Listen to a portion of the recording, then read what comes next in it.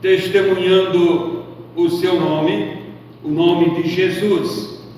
E por isso a igreja estaria então exposta ao mesmo tipo de ódio, perseguição, que acabaram levando Jesus àquela cruz. Jesus tinha já falado ou deixado claro para os discípulos que depois da sua ascensão, o ódio que o mundo tinha para com ele, até mesmo as seitas judaicas que odiavam tanto a Jesus, judeus, romanos, gentios, todos que odiavam a Jesus, este ódio então seria agora voltado para os discípulos. E conhecemos a história e o sofrimento daqueles discípulos no mundo, na formação da igreja. O ódio que era voltado para Jesus seria agora direcionado para a igreja de Cristo, e ele ora em favor da sua igreja a continuar no mundo. Nós sabemos que foi este o ministério de Jesus. Durante todo o seu ministério, nós encontramos Jesus em oração, ora chamando os discípulos, ora falando: vocês podem seguir, eu vou ficar um pouco mais aqui. E aí encontramos o registro bíblico falando: e colocou-se por toda a noite, a madrugada, em oração.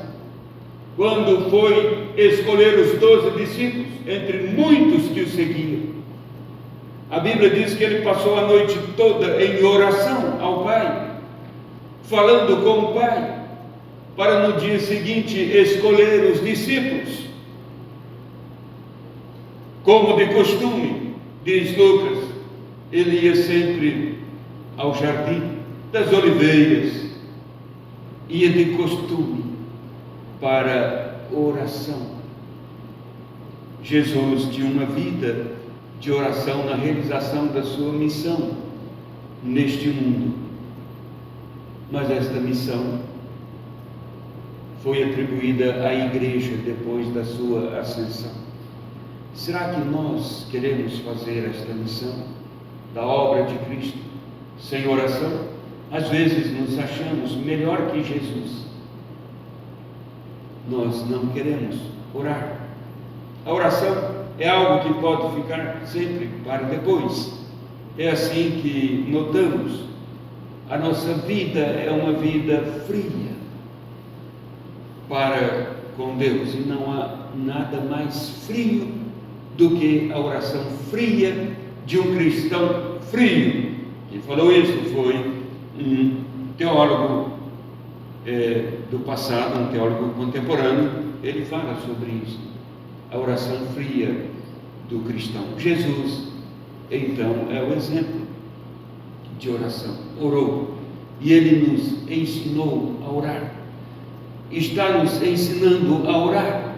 Ao abrir este capítulo 17 do Evangelho de João, eu disse: eu vou fazer um estudo sobre este capítulo, e eu fiquei detido no primeiro versículo. No final eu tive que eu mesmo ir me puxando um pouco para ver um pouco mais, mas somente no início. Tamanha profundidade dos significados nas lições que temos neste capítulo 17 do Evangelho de João, porque aprendendo com Jesus sobre oração, inicialmente nós aprendemos sobre a reverência na oração. Não dá para chegar e falar: ô cara, dá para mandar uma bênção para mim hoje? Isso não é para um cristão. Porque, mas no português é assim, as pessoas são assim. Não são assim. Isto é irreverência. É claro que muitas vezes, até dirigindo, já falamos sobre isso aqui, andando, precisamos conversar com Deus numa oração relâmpago, isto achamos servos de Deus fazendo isso numa situação em que: Senhor, me ajuda, e é uma oração, mas de forma reverente. não com um tratamento sem consideração para com Deus. Jesus está nos ensinando, sim, reverência na oração. Ele nos ensina essa reverência como elemento precioso na oração dirigida a Deus. O gesto de Jesus está aqui, não para satisfazer a nossa curiosidade. João está falando como ele fez para proferir esta oração. E está aqui não para responder a pergunta, mas qual era a postura, em pé, sentado, deitado? Não está aqui para satisfação da nossa curiosidade, mas para nos ensinar reverência.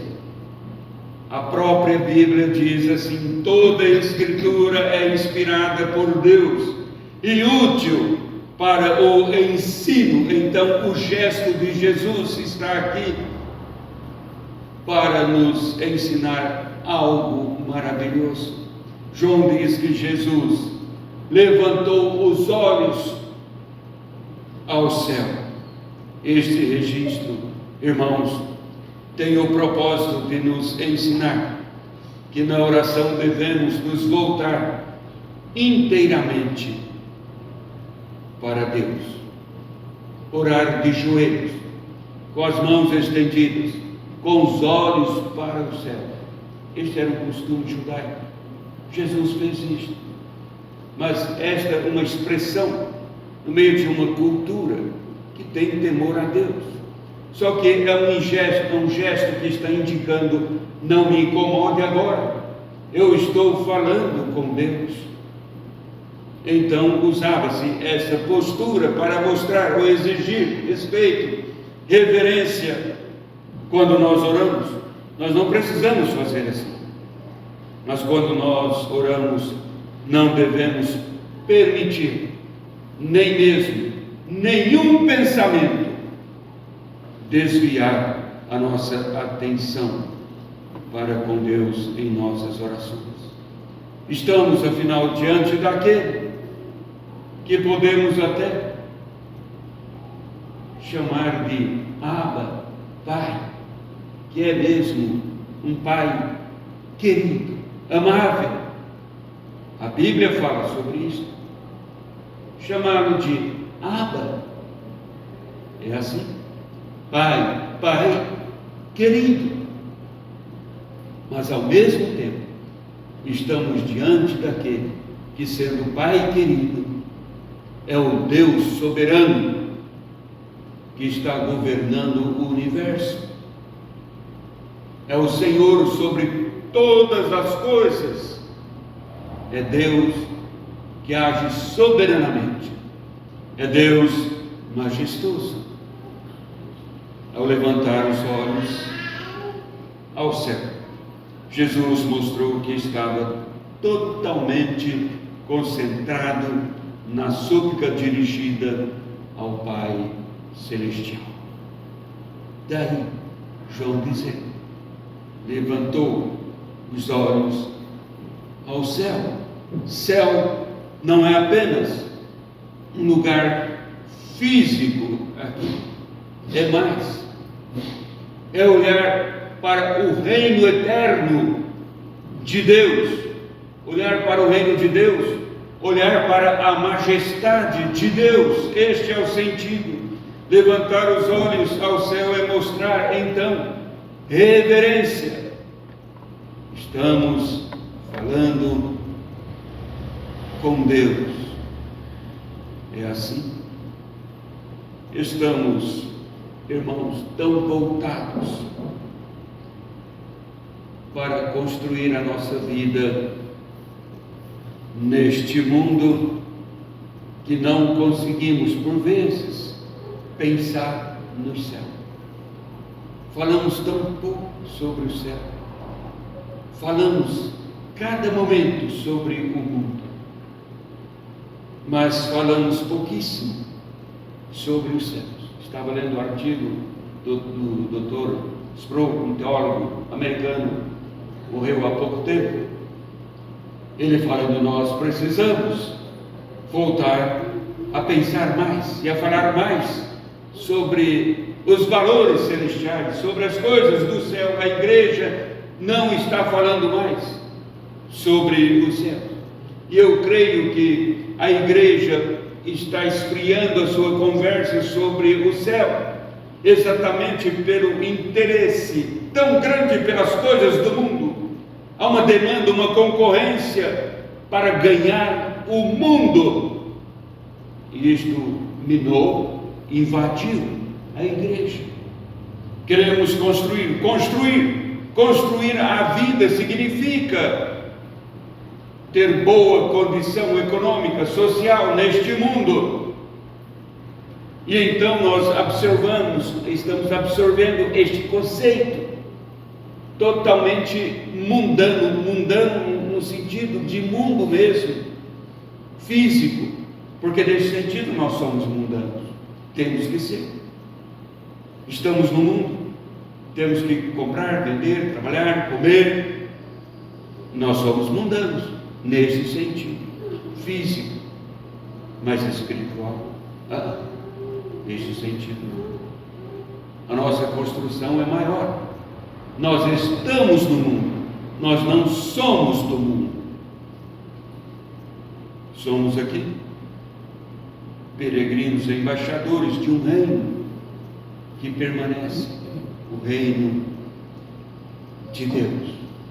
Então, irmãos, primeiramente, não gostamos muito de falar sobre o céu, porque pode nos atrapalhar em construir a nossa vida neste mundo. Nos apegamos ao mundo, somos avaliados pelo mundo de acordo com o mundo. Quase não sobra tempo para falarmos sobre os céus. A segunda questão, eu entendo, é por causa da morte. A pensar no céu é pensar na morte. Afinal, como eu vou para o céu sem morrer? Então, a morte constitui-se um muro que nos separa do céu.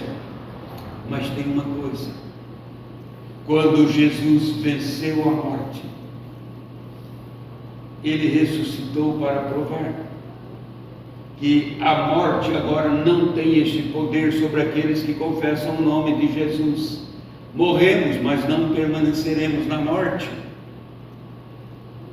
porque Cristo está vivo e é nele que nós vivemos.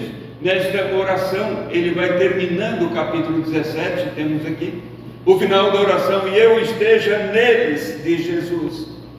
Se ele está em nós, ele está vivo, e nele sempre viveremos. Então, por que não nos alegrarmos ao pensarmos no céu? Esta é a herança, esta é a riqueza que permanece, é o tesouro que por vezes cantamos: eu tenho este tesouro. Não é assim. Então, irmãos, o apóstolo Paulo estava certo quando ele disse: se ressuscitaste com Cristo, buscai as coisas lá do alto, pensai nas coisas lá do alto, onde Cristo vive, ali é céu. A presença de Cristo Jesus. Então, é preciso orar, olhando para o céu, neste sentido, porque é dali que recebemos todas as bênçãos de Deus para a manutenção da vida aqui, até chegarmos lá, na continuidade da vida que permanece em Cristo Jesus. Mas na oração também aprendemos que estamos falando com o Pai Celestial. Se aprendemos a reverência, Jesus nos ensina: orar é falar com o Pai Celestial. Se Deus nos ensina em sua palavra a considerá-lo como Pai, então Ele nos considera como filhos. Senão a Bíblia não nos ensinaria a considerar Deus como Pai, se Ele não tivesse a nós como filhos dele. O apóstolo João diz na sua primeira carta: nossa comunhão é com o Pai e com seu Filho Jesus Cristo. E é em nome de Cristo, o Filho, que nós falamos com Deus, o Pai. Esta é a razão, meus irmãos, porque podemos ter a intimidade com Deus, porque nós nos aproximamos dele em Cristo Jesus, não por nós mesmos, mas no nome de Cristo Jesus. E podemos, então, dessa forma, orar: Abba, Pai. Isto é assim porque o Senhor Jesus construiu esta nossa intimidade com Deus, o Pai. Fez isto através da sua obra sacrificial. O versículo 2, então, no capítulo 17, diz: assim como lhe conferiste autoridade, isto é, a autoridade, Jesus está colocando aqui na terceira pessoa, mas falando dele mesmo, ele diz: assim como lhe conferiste autoridade sobre toda a carne, a fim que ele conceda a vida eterna, e diz: a todos os que lhe deste. Deus nos pegou e nos conduziu até a pessoa de seu Filho Jesus, para que Jesus pudesse nos salvar para Ele, o Pai. Jesus está orando sobre isto. Já pensou a profundidade da oração que temos aqui, bem no início? Como seguiríamos se paramos para pensar um pouco? Olha a obra de Deus, o seu grande zelo, o seu grande interesse por profundo amor sem medida para conosco. Ele fez tudo isso, nos tomou, mas quais? Perdidos, sem força. Ele nos levou até Cristo, seu Filho, e diz: salve este para mim. Pague o preço do pecado dele. Leve sobre os seus ombros. É isto que Deus fez com o Filho, que foi a cruz. E agora nós podemos ter essa intimidade, conversar com Deus, porque estamos diante dele, no nome de Cristo, o seu Filho, para sermos chamados por ele também de filhos. Jesus deixa transparecer a relação pessoal tão próxima, tão íntima, que ele tem com Deus Pai.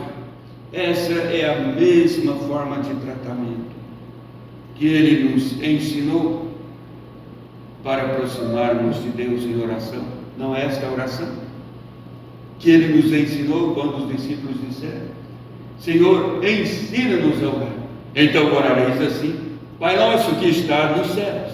Olha só, Pai nosso. E quando ele falou, imagino, com os discípulos, vocês falam Abba. É a palavra que ele usou. Os discípulos: mas nós não podemos. Deus é Deus. Os judeus pensavam assim. E Jesus está dizendo: agora a cruz aproxima você. E você é transformado em filho de Deus. Mas ore, dizendo: Pai nosso que está no céu. Lamentavelmente, muitos cristãos maduros, cristãos honestos, cristãos verdadeiros, mas cristãos têm alimentado a ideia que não precisamos orar, é sempre aquele refrão: Deus já sabe, é eterno, é poderoso. Para quê? Orar. Irmãos, é preciso, porque o Filho de Deus orava e ordenou a igreja a orar: Pai nosso que está no céu. Que privilégio tão grandioso este, poder orar, falar com o Pai Celestial, e Ele está pronto para ouvir. Um privilégio tão grande para aqueles que têm um relacionamento com Deus, um relacionamento de confiança em Deus, que vivem como filhos de Deus. Porque como um estranho chegaria para Deus dizendo Pai Nosso? Não tem jeito. Não pode falar Pai aquele que é estranho. Às vezes até o desviado pode falar. Se for filho, ó, o filho pródigo, eu vou voltar e vou falar com o meu pai. Mas era filho, estava desviado, uma comunhão quebrada, mas continuava sendo filho.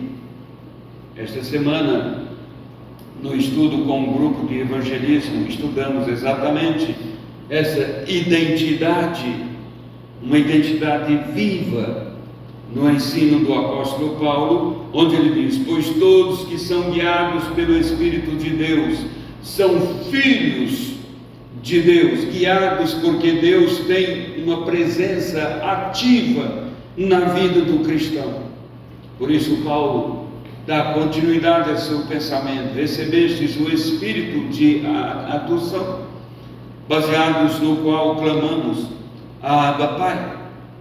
E o próprio Espírito testifica, dizendo, com o nosso Espírito, que somos filhos de Deus. Irmãos, como filhos, devemos nos aproximar de Deus, reverentemente, em oração, como seu Filho Jesus fez, sabendo que estamos falando com o Pai Celestial, mas devemos fazer com reverência. A igreja não pode considerar a oração como se fosse um simples paliativo espiritual. Oh, eu estou passando mal, ore por mim. Não.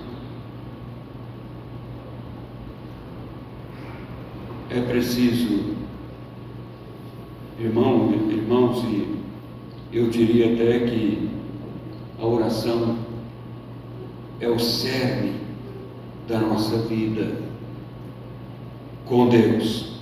A igreja tem que ter um compromisso inadiável com a oração a Deus. Isto quer dizer, se eu tenho um compromisso de oração com Deus, com a igreja, por que eu vou assumir um outro compromisso? Porque é mais lucrativo. Estamos trocando o céu pela terra. É isso que estamos fazendo. Se o compromisso da oração é adiado por outros compromissos que aparentemente parecem-nos melhor, é um engano danoso, trágico. Satanás quer tirar os nossos olhos do céu. Ele trabalha nisso o tempo todo, para tirar os nossos olhos do céu e colocar sobre os entretenimentos, a vida no mundo, o aparentemente bom, sem contar o dano que virá depois. Sem falar que há caminhos que parecem retos aos olhos dos homens, mas afinal são caminhos de morte. Então eu convido a igreja a pensarmos um pouco mais sobre a vida de oração que nós temos com Deus, como igreja. Será que o mundo está cada vez mais decadente nos valores morais e nós ficamos assustados? Não é porque estamos abdicando do privilégio da oração, intercedendo mais pela nação, intercedendo mais pela sociedade, suplicando. Ora, Paulo, ele pedia as orações da igreja para que a pregação dele pudesse alcançar os corações. Ele fala como a igreja: orai para que a palavra seja recebida como palavra de Deus e seja glorificada, ou seja, que esta palavra, que o Evangelho seja compreendido e seja honrado como de fato ele é, o Evangelho, palavra de Deus. Oramos pelo mundo, pelas pessoas. Há muito trabalho de oração para a igreja fazer. Às vezes nós achamos que a igreja dinâmica, quando ela tem 5 almoços por semana para fazer de confraternização, acaba um, faz outro. Essa igreja não faz nada, não almoça, não faz almoço, não leva cesta básica. A igreja pode fazer isso e deve fazer quando pode, mas a igreja tem fundamentalmente atividades que são inegociáveis. Uma delas é a sua vida de intercessão, de oração, no reconhecimento da dependência do poder de Deus, pois afinal quem realiza a obra que é conferida à igreja é o próprio Deus. Somos apenas instrumentos nas mãos do Senhor. Que Deus nos ajude. Vamos cantar.